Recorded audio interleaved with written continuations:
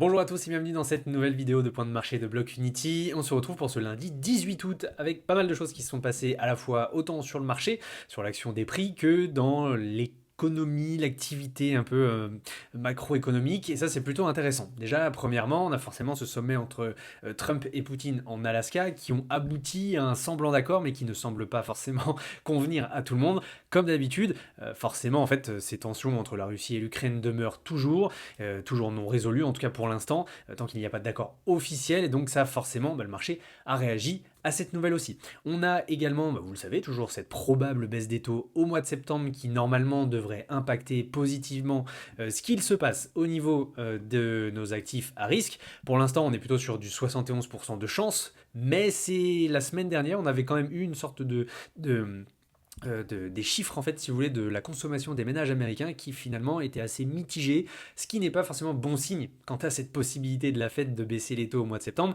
À l'inverse, ça peut plutôt soutenir si vous voulez une sorte de politique, ce qu'on dit plus hawkish, donc avec des taux plus élevés, ce qui voilà, nous permet, ou ce que l'on voit en tout cas sur Polymarket, que évidemment la baisse des taux a légèrement diminué en tout cas pour septembre, mais on est toujours quand même à plus de 71% de chance. Donc ça c'est plutôt pas mal, on va pas s'en plaindre par rapport à ça. En tout cas, merci d'être présent dans cette vidéo de point de marché sur Block.Unity, la plateforme tout en un qui vous permet de comprendre le marché rapidement. Rappelez-vous qu'il y a 7 premiers jours offerts pour venir tester vous-même la plateforme. Je suis Sapiens pour ceux qui me connaissent et aujourd'hui on va faire un petit point sur ce qu'il se passe puisque c'est évidemment ce qu'on a forcément envie de savoir. Comme vous l'avez sûrement remarqué, la semaine dernière, Bitcoin nous a donc fait un nouvel ATH. Ether n'en était clairement plus très loin, mais finalement, après avoir atteint les 124 000 $, on a observé une sorte de petite prise de liquidité à la hausse. Et depuis, Bitcoin connaît une légère correction, puisqu'on est encore à quelques pourcentages de notre précédent sommet. Quoique en tout cas sur Ether, c'est pas forcément le même topo, c'est un peu moins, c'est un peu plus poussé. En tout cas sur BTC, on l'a vu, on est toujours sur cette même configuration qui nous suit en fait depuis cette reprise haussière depuis la fin avril, où à chaque fois on rebondit sur cette ligne 1 numéro 1, pardon. Donc ça nous emmène à chaque fois sur des nouveaux sommets, mais on voit bien que la demande pour l'instant est toujours assez faible. En fait, si vous voulez, c'est pas forcément qu'il y a beaucoup de distribution sur le marché, en tout cas on l'observe au niveau on-chain, il n'y a pas forcément beaucoup de ventes à proprement parler, qui pourrait créer un déséquilibre entre l'offre et de la demande, c'est plutôt que la demande ne suit pas forcément, elle est encore assez faible. D'ailleurs, on en parlera un peu plus tard, il y a quand même beaucoup d'arrivées de liquidités au niveau des stablecoins, mais sur la demande propre, que l'on voit autant sur les ETF que sur la demande spot, ou même dans les trésoreries d'entreprise, ça s'est quand même pas mal diminué, donc forcément, peut-être, probablement, je mets toujours ça entre parenthèses, qu'on puisse avoir plutôt non pas une fin août explosive à la hausse, mais plutôt peut-être ce qu'on appelle une consolidation, et de voir le prix du Bitcoin latéraliser sur les niveaux dans lesquels il est, peut-être revenir probablement sur les 110, 112 000 $ comme ce fut le cas il y a encore quelques jours, et naviguer un peu dans une consolidation plutôt à la baisse, tantôt à la hausse, etc. etc. Sur Ether, à l'inverse, lui, forcément, on était à deux doigts vraiment de toucher le précédent sommet de 2021. Ce qui est plutôt pas mal, c'est que, écoutez, hier, pas plus tard qu'hier, et c'est pour ça que c'est important d'en parler aujourd'hui, on a eu un signal de surachat sur Ether. Donc forcément, beaucoup d'investisseurs qui aujourd'hui, en tout cas avec cette correction vers les 4200, 4300 $, se retrouvent piégés un peu entre guillemets au top local de ce cycle, sur les 4700 à peu près dollars, et depuis forcément on est repassé en dessous cette ligne haute numéro 2, et on est en tout cas en train de se battre pour savoir si cette ligne haute numéro 1 vers les 4300 nous servira plutôt de support, et donc une probable continuation à la hausse, peut-être quelques jours de latéralisation comme je l'ai dit un peu plus tôt, ou alors si on pouvait aller beaucoup plus bas et rejoindre ce nuage bullish avant de passer potentiellement baissier, donc là plutôt avec une petite zone juste en dessous peut-être des 4000 $, qui ferait en tout cas peur, je pense, à beaucoup d'investisseurs, mais pour l'instant, voilà, petite zone de surchauffe, tout comme ça nous est arrivé fin juillet, par deux fois avant cette fameuse correction que nous avions eue ici, donc à voir si nous allons avoir un beau rebond ou pas. En tout cas, pour l'instant, il faut quand même le notifier, ces corrections sont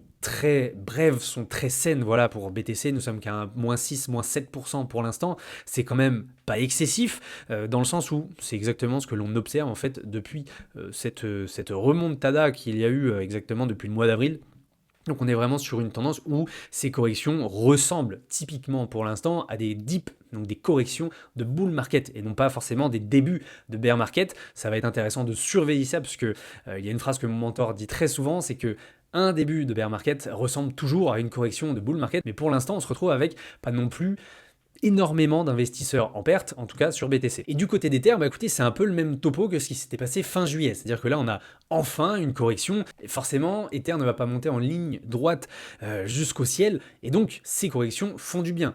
Ici, il faut savoir que, vous le savez, on surveille au niveau on-chain les prises de profit lorsqu'elles sont massives. Et sur Ether, on avait atteint des niveaux qui rappellent, par exemple, les précédents tops de Bitcoin. Donc évidemment, ça fait du bien d'avoir cette correction. Ça fait du bien aussi malheureusement de faire un peu peur au marché, puisque si on veut aller beaucoup plus haut, il faut évidemment que le marché ne sature pas trop vite, ne soit pas en surchauffe trop vite, et pour l'instant cette petite correction qui nous amène à quasiment 10% de son précédent sommet de 2021, eh bien écoutez, est plutôt saine. En tout cas, cette volatilité nous permet de purger les excès des deux côtés, déjà que ce soit sur autant sur Ether que BTC, mais si on prenait par exemple les taux d'intérêt, encore une fois, de tous les contrats futurs, donc de tous les leviers qui sont engagés sur le marché, on voit très bien que, on en avait déjà parlé dans la vidéo de la semaine dernière, on revient sur des niveaux qui sont très très sains. Donc par exemple des niveaux d'avant la hausse de juillet qui nous a amené à ce nouvel ATH. Mais comme vous le voyez, on va pas forcément repartir en ligne droite, vraiment en coup de feu. Il y a probablement besoin d'avoir cette consolidation. Donc ce qui est plutôt intéressant puisque dans les vidéos précédentes, on se posait la question de savoir si la seconde partie du mois d'août pouvait être haussière.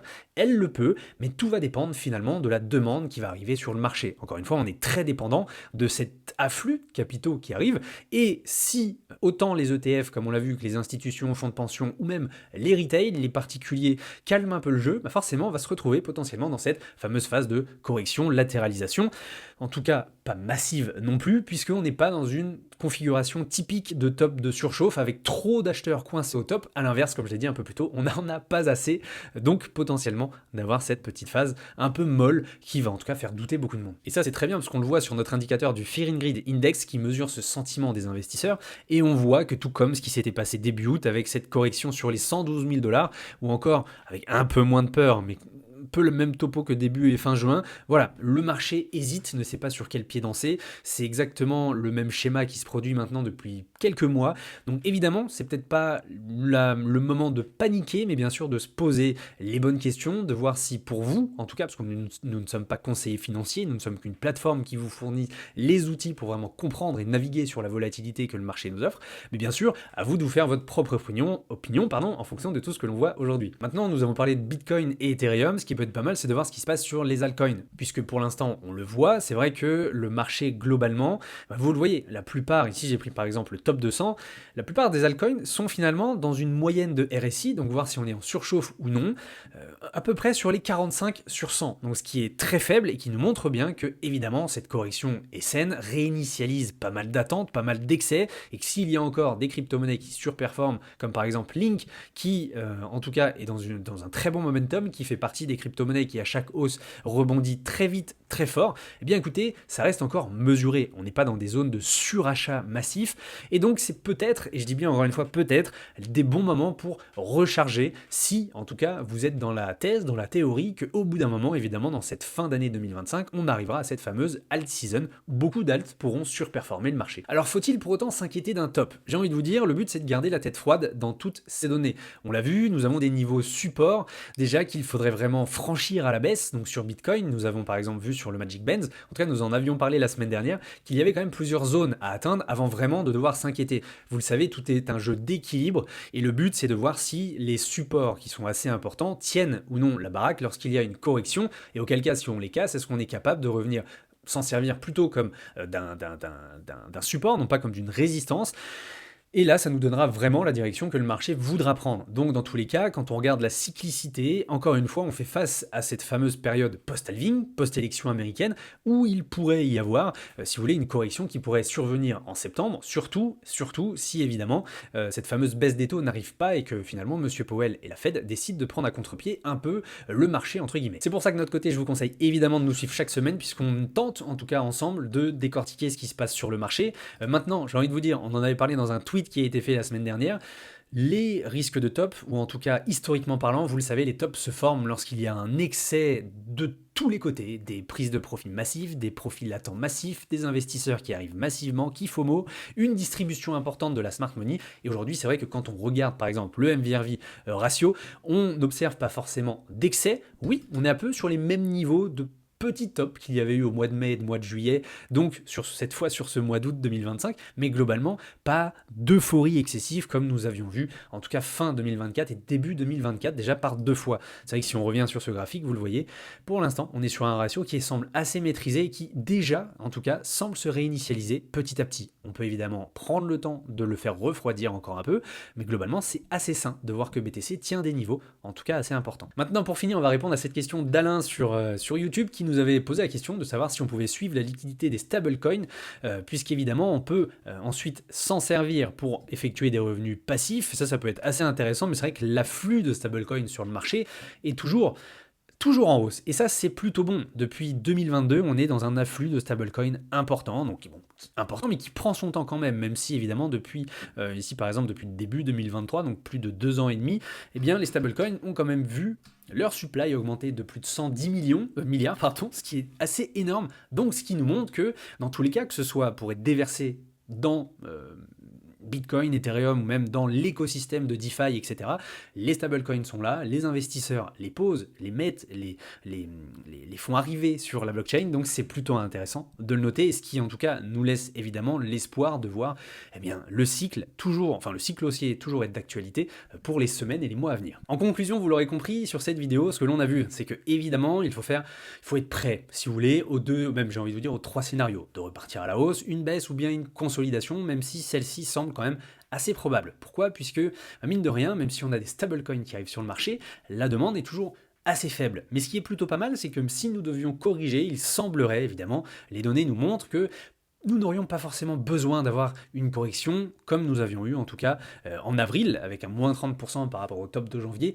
Donc à surveiller, restez serein, toujours utiliser les indicateurs pour vous faire votre propre opinion, évitez de suivre n'importe qui sur les réseaux en tout cas, clairement.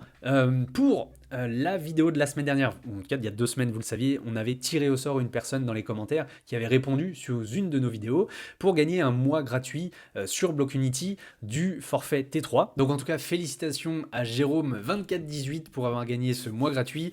D'ailleurs, je vous rappelle, si vous souhaitez rejoindre la communauté de Blockunity, vous avez dans le lien de la description le lien pour venir nous rejoindre sur notre Discord. Et également, les 7 premiers jours d'essai à Blockunity sont gratuits, ça vous permettra de pouvoir tester pleinement la plateforme, avec quand même le forfait T3 lui aussi, donc c'est plutôt intéressant.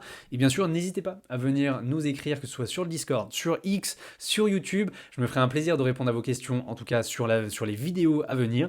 Et globalement, je vous souhaite une très très bonne semaine et à très bientôt sur Blockunity.